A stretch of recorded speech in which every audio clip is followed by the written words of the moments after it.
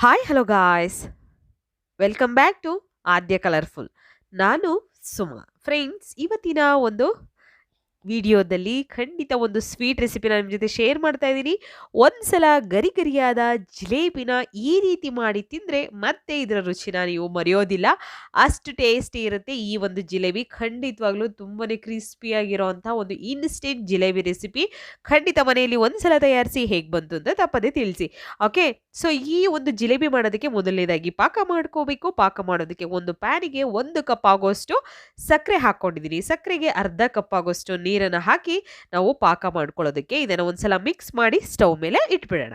So friends, ನೀವು ಯಾರಾದರೂ first time ನನ್ನ ಚಾನಲ್ಗೆ ವಿಸಿಟ್ ಮಾಡಿದರೆ ಪ್ಲೀಸ್ ನನ್ನ ಚಾನಲ್ನ ಸಬ್ಸ್ಕ್ರೈಬ್ ಮಾಡ್ಕೊಳ್ಳಿ, ಹಾಗೆ ಲೈಕ್ ಮಾಡಿ ಮತ್ತು ಶೇರ್ ಮಾಡಿ ಫ್ರೆಂಡ್ಸ್. ಓಕೆ, ಸೊ ಪಾಕ ಮಾಡೋದಕ್ಕೆ ನಾನು ಸಕ್ಕರೆ ಮತ್ತು ನೀರನ್ನು ಹಾಕಿ ಸ್ಟವ್ ಮೇಲೆ ಇಟ್ಟಿದ್ದೀನಿ.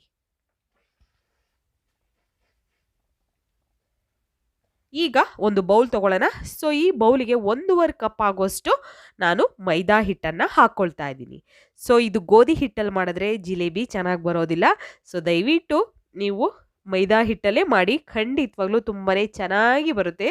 ಸೊ ನಾನು ಜಿಲೇಬಿ ಮಾಡುವಂತಹ ಒಂದು ಸರಿಯಾದ ವಿಧಾನವನ್ನು ಕೂಡ ನಾನು ಆಲ್ರೆಡಿ ಆ ವಿಡಿಯೋ ಕೂಡ ಶೇರ್ ಮಾಡಿದ್ದೀನಿ. ಸೊ ನೀವು ಯಾರಾದರೂ ನೋಡಿಲ್ಲ ಅಂದರೆ ಖಂಡಿತ ನಾನು ಐ ಬಟನ್ನಲ್ಲಿ ಹಾಕ್ತೀನಿ, ಅಲ್ಲಿ ನೀವು ಚೆಕ್ ಮಾಡ್ಬೋದು. ಓಕೆ, ಸೊ ಈ ಬೌಲಿಗೆ 1.5 ಕಪ್ ಆಗೋಷ್ಟು ನಾನು ಮೈದಾ ಹಿಟ್ಟನ್ನು ಹಾಕ್ಕೊಳ್ತಾ ಇದ್ದೀನಿ. ಇದಕ್ಕೆ ನಾನಿವಾಗ ಒಂದು ಅರ್ಧ ಕಪ್ ಆಗೋಷ್ಟು ಮೊಸರನ್ನು ಹಾಕ್ಕೊಳ್ತಾ ಇದ್ದೀನಿ. ನೋಡಿ, ಮೊಸರನ್ನು ಒಂದ್ಸಲ ಬೀಟ್ ಮಾಡಿ ಚೆನ್ನಾಗಿ ಮಿಕ್ಸ್ ಮಾಡಿಕೊಂಡು ನಂತರ ಹಾಕ್ಕೊಳ್ಳೋಣ. ಅದರಲ್ಲಿ ಗಂಟಿದ್ರೆ ಅಷ್ಟು ಚೆನ್ನಾಗಿ ಮಿಕ್ಸ್ ಆಗೋದಿಲ್ಲ ಫಸ್ಟೇ. ಸೊ ಹಾಗಾಗಿ ನಾನು ಫಸ್ಟೇ ಒಂದ್ಸಲ ಮೊಸರನ್ನು ನೀಟಾಗಿ ಮಿಕ್ಸ್ ಮಾಡಿ ನಂತರ ಹಾಕ್ಕೊಂಡಿದ್ದೀನಿ. ಸೊ ಇವಾಗ ಹಿಟ್ಟು ಮತ್ತು ಮೊಸರು ಎರಡನ್ನು ನೀಟಾಗಿ ಕಲಿಸ್ಕೊಳ್ಳೋಣ. ನೋಡಿ, ನಾನು ಈ ರೀತಿಯಾಗಿ ಕಲಿಸ್ಕೊಳ್ತಾ ಇದ್ದೀನಿ. ಸೊ ಇವಾಗ ಹಿಟ್ಟನ್ನು ಕಲಿಸ್ಬೇಕಾದ್ರೆ ನಾವು ಸ್ವಲ್ಪನೇ ನೀರನ್ನು ಹಾಕ್ಕೊಳ್ತಾ ಹಿಟ್ಟನ್ನು ಕಲಿಸ್ಕೋಬೇಕಾಗುತ್ತೆ. ಜಾಸ್ತಿ ನೀರು ಒಂದೇ ಸಲ ಹಾಕಿದ್ರೆ ಏನಾಗುತ್ತೆ ಹೇಳಿ, ಬೇಗ ಹಿಟ್ಟು ತೆಳ್ಳಗಾಗುತ್ತೆ. ಸೊ ಹಾಗಾಗಿ ನಾವು ಎಷ್ಟು ಬೇಕೋ ಅಷ್ಟು ನೀರನ್ನು ಹಾಕ್ಕೊಂಡ್ರೆ ಉತ್ತಮ. ಹಾಗಾಗಿ ನಾನು ಸ್ವಲ್ಪ ನೀರನ್ನೇ ಹಾಕ್ಕೊಂಡು ಹಿಟ್ಟನ್ನು ಕಲಿಸ್ಕೊಳ್ತಿದ್ದೀನಿ.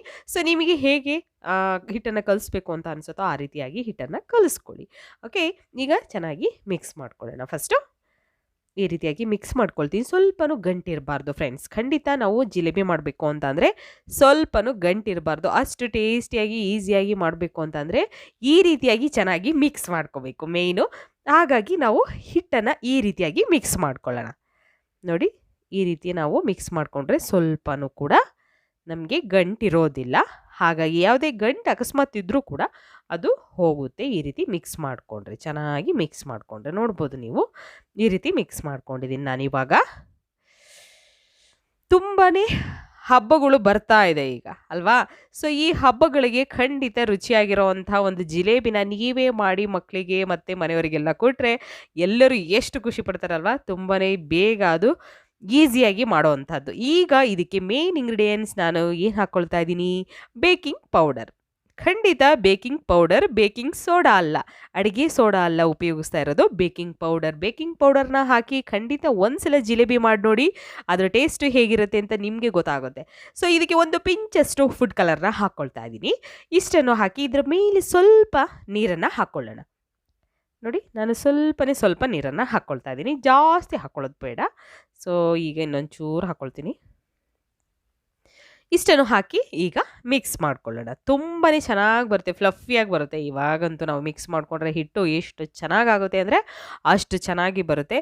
ಸೊ ಖಂಡಿತ ನೀವು ಈ ರೀತಿಯಾಗಿ ಒಂದ್ಸಲ ಗರಿಯಾದ ಜಿಲೇಬಿನ ತಯಾರಿಸಿ ತಿಂದರೆ ಈ ಜಿಲೇಬಿ ಎಷ್ಟು ಕ್ರಿಸ್ಪಿಯಾಗಿರುತ್ತೆ ಅಂತ ನಿಮಗೆ ಗೊತ್ತಾಗುತ್ತೆ. ತುಂಬಾ ಈಸಿಯಾಗಿ ಮಾಡ್ಬೋದು. ಸೊ ಇವಾಗ ನೋಡಿ, ಚೆನ್ನಾಗಿ ಮಿಕ್ಸ್ ಮಾಡ್ಕೊಳ್ತೆ. ನಿಮಗೆ ಬೇಕು ಅಂದರೆ ಫುಡ್ ಕಲರ್ನ ಉಪಯೋಗಿಸಿ, ಬೇಡ ಅಂತಂದರೆ ನೀವು ಖಂಡಿತ ಸ್ಕಿಪ್ ಮಾಡ್ಬೋದು. ವೈಟ್ ಜಿಲೇಬಿ ಆಗುತ್ತೆ ಅಷ್ಟೇ, ಕಲರ್ ಇಲ್ಲ ಅಂತ ಅಂದರೆ ಏನೂ ತೊಂದರೆ ಇಲ್ಲ, ಟೇಸ್ಟ್ ಮಾತ್ರ ಸೇಮ್ ಇರುತ್ತೆ.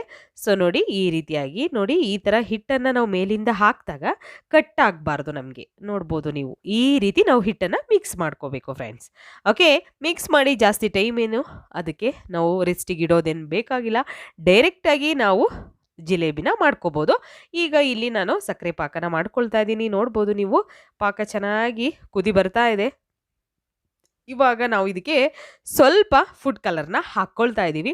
ನಿಮಗೆ ಬೇಕು ಅಂದರೆ ಫುಡ್ ಕಲರ್‌ನ ಉಪಯೋಗಿಸಿ, ಬೇಡ ಅಂತಂದರೆ ಖಂಡಿತ ನೀವು ಸ್ಕಿಪ್ ಮಾಡ್ಬೋದು. ಏನು ತೊಂದರೆ ಇಲ್ಲ. ಓಕೆ. ಸೊ ನಾನಿವಾಗ ಸ್ವಲ್ಪ ಫುಡ್ ಕಲರ್‌ನ ಹಾಕ್ಕೊಂಡು ಚೆನ್ನಾಗಿ ಮಿಕ್ಸ್ ಮಾಡ್ಕೊಳ್ತಾ ಇದ್ದೀನಿ. ಯಾಕೆಂದರೆ ಕಲರ್‌ಫುಲ್ಲಾಗಿ ಕಾಣಬೇಕು ಅಂದರೆ ಖಂಡಿತ ಕಲರ್‌ನ ಹಾಕಲೇಬೇಕಾಗುತ್ತೆ. ವೈಟ್ ಜಿಲೇಬಿ ಬೇಕು ಅಂದರೆ ನಾವು ವೈಟ್ ಜಿಲೇಬಿನೇ ಮಾಡ್ಕೋಬೋದು. ಏನು ತೊಂದರೆ ಇಲ್ಲ. ಟೇಸ್ಟು ಸೂಪರ್ ಆಗಿರುತ್ತೆ ಅದು ಕೂಡ. ಈಗ ನೋಡಿ ಈ ರೀತಿ ಮಿಕ್ಸ್ ಮಾಡ್ಕೊಂಡಿದ್ದೀನಿ. ಓಕೆ. ಸೊ ಈಗ ಮಿಕ್ಸ್ ಮಾಡ್ಕೊಂಡ ನಂತರ ಪಾಕ ಹೇಗಿದೆ ಅಂತ ಫಸ್ಟ್ ಒಂದ್ಸಲ ನೋಡ್ಕೊಂಬಿಡೋಣ. ಸ್ಟವ್‌ನ ನಾನು ಫುಲ್ ಲೋ ಫ್ಲೇಮ್ ಮಾಡಿದ್ದೀನಿ. ಇಲ್ಲಿ ನೋಡಿ ಪಾಕ ಅಂಟು ಪಾಕ ಆಗಿದೆ ಅಲ್ಲ. ಸೊ ಇಷ್ಟಾದರೆ ಸಾಕು. ಒಂದೆಳೆ ಪಾಕ ಆದರೆ ನಮಗೆ ಸಾಕು. ಸೊ ಇದನ್ನು ಸ್ಟವ್ ಆಫ್ ಮಾಡಿಬಿಟ್ಟು ಒಂದು ಕಡೆ ಇಟ್ಬಿಡೋಣ. ಒಂದು ಪ್ಲೇಟನ್ನು ಮುಚ್ಚಿ ಇಡಿ. ಯಾಕೆಂದರೆ ಬೇಗ ತಣ್ಣಗಾಗಬಾರ್ದು. ತಣ್ಣಗಾದರೆ ಮತ್ತೆ ಬಿಸಿ ಮಾಡಬೇಕಾಗುತ್ತೆ. ಸೊ ಇಲ್ಲಿ ನಾನು ಕಾಯಿ ಹೋಳನ್ನು ತೋರಿಸ್ತಾ ಇದ್ದೀನಿ. ಯಾಕೆ ತೋರಿಸ್ತಾ ಇದ್ದೀನಿ? ಜಿಲೇಬಿ ಮಾಡಬೇಕಾದ್ರೆ ಕಾಯಿ ಹೋಳು ಏನಕ್ಕಪ್ಪ ಬೇಕು ಅಲ್ವಾ? ಸೊ ಕಾಯಿ ಹೋಳು ಬೇಕು. ಏನಕ್ಕೆ ಅಂತ ಕಾಯಿ ಮಾತ್ರ ಬೇಡ, ನಮಗೆ ಚಿಪ್ಪು ಮಾತ್ರ ಬೇಕಾಗುತ್ತೆ. ನೋಡ್ಬೋದು. ಈ ರೀತಿಯಾಗಿ ನಾನು ಚಿಪ್ಪನ್ನು ನೀಟಾಗಿ ಕ್ಲೀನ್ ಮಾಡಿಕೊಂಡು ಒಂದು ಹೋಲನ್ನು ಮಾಡಿಟ್ಕೊಂಡಿದ್ದೀನಿ. ನೋಡಿ ಸ್ವಲ್ಪನೂ ಧೂಳಿಲ್ಲ. ಅಕಸ್ಮಾತ್ ಧೂಳು ಗೀಳು ಅಂತ ನಿಮ್ಗೆ ಅನಿಸಿದ್ರೆ ಒಂದ್ಸಲ ವಾಶ್ ಮಾಡ್ಕೊಳ್ಳಿ. ನೀಟಾಗಿ ವಾಶ್ ಮಾಡ್ಕೊಂಡು ನಂತರ ನೀವು ಈ ಒಂದು ಜಿಲೇಬಿನ ಮಾಡ್ಕೋಬೋದು. ಸೊ ನಿಮಗೆ ಹೋಲು ಎಷ್ಟು ಬೇಕೋ ಅಷ್ಟು ನೋಡಿಕೊಂಡು ಹೋಲನ್ನು ಮಾಡ್ಕೋಬೋದು. ಇವಾಗ ಹಿಟ್ಟು ರೆಡಿಯಾಗಿದೆ ನೋಡಿ. ಹೀಗೆ ಇರಬೇಕು ಹಿಟ್ಟು. ಆಗ ನಮಗೆ ಜಿಲೇಬಿ ಚೆನ್ನಾಗಿ ಬರುತ್ತೆ. ಸೊ ಜಾಸ್ತಿ ಗಟ್ಟಿಯಾಗಿ ಕಟ್ಟಾಗಿ ಬೀಳ್ತಿದ್ರೆ ಖಂಡಿತ ಜಿಲೇಬಿ ಚೆನ್ನಾಗಿ ಬರೋದಿಲ್ಲ ಫ್ರೆಂಡ್ಸ್. ಈಗ ನಾನು ಈ ಒಂದು ಸರಿನಾ ನಾನು ಒಂದು ಚಿಪ್ಪಿಗೆ ಹಾಕ್ಕೊಳ್ತಾ ಇದ್ದೀನಿ ನೋಡಿ. ಈ ರೀತಿ ನಾವು ಹಾಕ್ಕೊಳ್ಳೋಣ. ಸೊ ನೋಡಿಕೊಂಡು, ಯಾಕೆಂದರೆ ನಮಗೆ ಚಿಪ್ಪಲ್ಲಿ ಹಾಕೋಕ್ಕೆ ಅಷ್ಟು ಗೊತ್ತಾಗಲ್ಲ ಅನ್ನೋದಾದರೆ ಖಂಡಿತ ನೀವು ಚಿಪ್ಪಲ್ಲಿ ಹಾಕ್ಕೊಂಡು ಈ ಒಂದು ಬೌಲಲ್ಲೇ ಬಿಡಿ. ಯಾಕೆಂದರೆ ಪ್ರಾಕ್ಟೀಸ್ ಆಗಬೇಕು. ಸ್ವಲ್ಪ ಒಂದು 2-3 ಸಲ ಅಂತೂ ಪ್ರಾಕ್ಟೀಸ್ ಆಗಲೇಬೇಕು ಫ್ರೆಂಡ್ಸ್. ಯಾಕೆಂದರೆ ಒಂದೇ ಸಲಕ್ಕೆ ಬರುತ್ತೆ ಅಂತ ಖಂಡಿತ ಹೇಳಲ್ಲ. ಯಾಕೆಂದರೆ ನನಗೆ ಓನ್ ಎಕ್ಸ್ಪೀರಿಯೆನ್ಸು. ಸೊ ಹಾಗಾಗಿ ಈಗ ಕಾಯೋದಕ್ಕೆ ಎಣ್ಣೆ ಇಟ್ಟಿದ್ದೀನಿ. ಇಲ್ಲಿ ತೋರಿಸ್ತೀನಿ ಫಸ್ಟಿಗೆ. ನಾನು ಫಸ್ಟ್ ಟೈಮ್ ಹಾಕಿದಾಗ ಹೇಗೆ ಹಾಕಿದ್ದೀನಿ, ನೆಕ್ಸ್ಟ್ ಟೈಮ್ ಹಾಕಿದಾಗ ನಾನು ಯಾವ ರೀತಿ ಜಿಲೇಬಿನ ಹಾಕ್ತೀನಿ ಅನ್ನೋದನ್ನು ತೋರಿಸ್ತೀನಿ.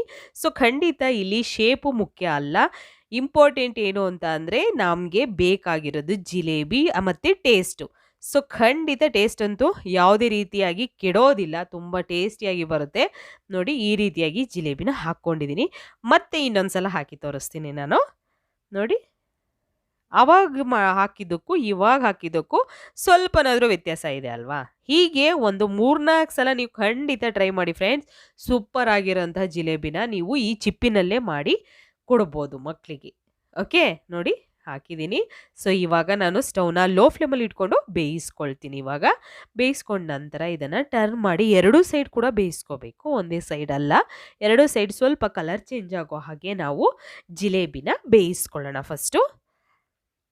ತುಂಬಾ ಕ್ರಿಸ್ಪಿಯಾಗಿ ಜ್ಯೂಸಿಯಾಗಿ ಒಂದು ಇನ್ಸ್ಟೆಂಟ್ ಜಿಲೇಬಿ ಇದು. ಸೊ ಇವಾಗ ಕಲರ್ ಕೂಡ ಚೇಂಜ್ ಆಗಿದೆ. ಯಾವುದೇ ರೆಸಿಪಿ ಆಗಲಿ ನಮಗೆ ಒಂದೇ ಸಲಕ್ಕೆ ಪರ್ಫೆಕ್ಟಾಗಿ ಬರುತ್ತೆ ಅಂತ ಹೇಳೋಕ್ಕಾಗಲ್ಲ. ಸೊ ಖಂಡಿತವಾಗ್ಲೂ ನೀವು ಜಿಲೇಬಿಗಳನ್ನು ಪದೇ ಪದೇ ಮಾಡ್ತಾ ಇದ್ದರೆ ನಿಮಗೆ ಅದೇ ಅಭ್ಯಾಸ ಆಗುತ್ತೆ. ಯಾವುದೇ ರೀತಿಯಾದ ತೊಂದರೆ ಇಲ್ಲ. ಯಾರಿಗೆ ನನಗೆ ಜಿಲೇಬಿ ಜೀವನದಲ್ಲೂ ಮಾಡೋಕ್ಕಾಗಲ್ಲ ಅನ್ನೋರು ಕೂಡ ನೀವು ಖಂಡಿತ ಮನೆಯಲ್ಲಿ ಈಸಿಯಾಗಿ ಜಿಲೇಬಿನ ತಯಾರಿಸ್ಕೋಬೋದು. ಸೊ ಇವಾಗ ಆಗಿದೆ. ಸೊ ಮತ್ತೆ ಇದೆ, ನಾನು ಅವನ್ನ ಜಿಲೇಬಿನ ಎಣ್ಣೆಯಲ್ಲಿ ಕರ್ಕೊಳ್ತೀನಿ.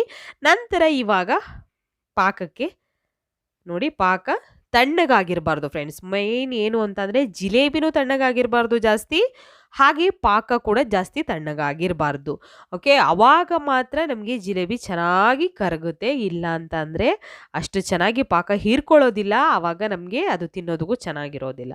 ಸೊ ನೋಡಿ ಈ ರೀತಿ ನಾವು 2 ಕಡೆ ಇದನ್ನು ಹೀಗೆ ಪಾಕದಲ್ಲಿ 1 ಸೆಕೆಂಡ್ ಅಥವಾ 2 ಸೆಕೆಂಡ್ ಪಾಕದಲ್ಲಿ ಬಿಟ್ಟರೆ ಸಾಕು. ಜಾಸ್ತಿ ಬಿಟ್ಟರೆ ಅದರಲ್ಲೇ ಕರಗೋಗ್ಬಿಡುತ್ತೆ. ಹಾಗಾಗಿ ಕ್ರಿಸ್ಪಿಯಾಗಿ ಬೇಕು ಅಂತಂದರೆ ನಾವು ತಕ್ಷಣಕ್ಕೆ 1 ಅಥವಾ 2 ನಿಮಿಷದಲ್ಲಿ ಅದನ್ನು ತೆಗೆದಿಟ್ಬಿಡ್ಬೇಕು. ಈಗ ನಾನು ಒಂದು ತಟ್ಟೆಗೆ ತೆಗೆದಿಟ್ಕೊಳ್ತೀನಿ. ತುಂಬಾ ಟೇಸ್ಟಿ ಇರುತ್ತೆ ಈ ಜಿಲೇಬಿನ. ಖಂಡಿತ ವರಮಹಾಲಕ್ಷ್ಮಿ ಹಬ್ಬ ಬರ್ತಾ ಇದೆ ಅಥವಾ ಗೌರಿ ಹಬ್ಬ ಬರ್ತಾ ಇದೆ, ಯಾವುದೇ ಹಬ್ಬಕ್ಕಾದರೂ ನೀವು ಈಸಿಯಾಗಿ ಮಾಡುವಂತಹ ಒಂದು ಜಿಲೇಬಿ. ಒಂದು ತಟ್ಟೆಗೆ ಇವಾಗ ಸರ್ವ್ ಮಾಡ್ಕೊಳ್ತೀನಿ.